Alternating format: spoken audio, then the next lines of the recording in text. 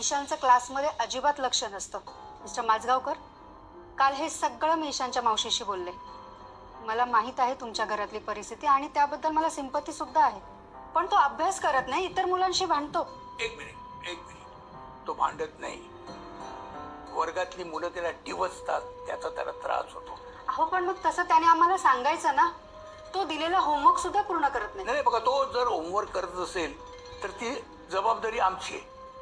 पण जर वर्गात जर त्याला मुलं त्रास देत असतील, मानसिक त्रास देत असतील, तर त्याची जबाबदारी सर्वस्वी तुमची आहे. वर्गातली मुलं त्याला आई वडील नाहीत म्हणून डिवचतात, ते माहितीये तुम्हाला? हो, तशी कंप्लेंट आली आमच्याकडे आणि त्या बाबतीत मी नक्कीच लक्ष देईन. नाही, तुम्हाला लक्ष द्यायलाच पाहिजे. तुम्हाला ही चौकशी करायलाच पाहिजे.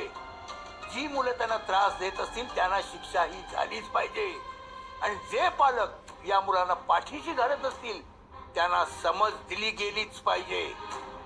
तो रडतो, शाळेत जाणार नाही म्हणतो, मला शाळा नको म्हणतो, रात्र रात्र झोपत नाही.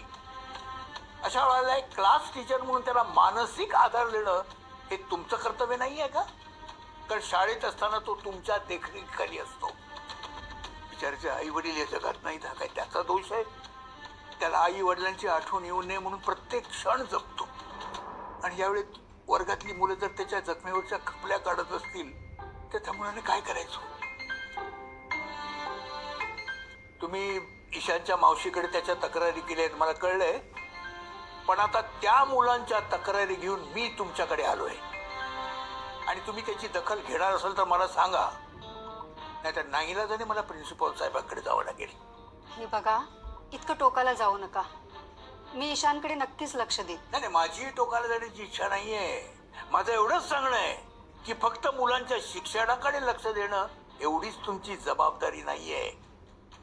आणि मुलांनी देशाचं चांगलं नागरिक व्हावं असा तुमचा प्रयत्न आहे ना, मग दुसऱ्याशी नीट वागावं हा धडा त्यांना शिकवा.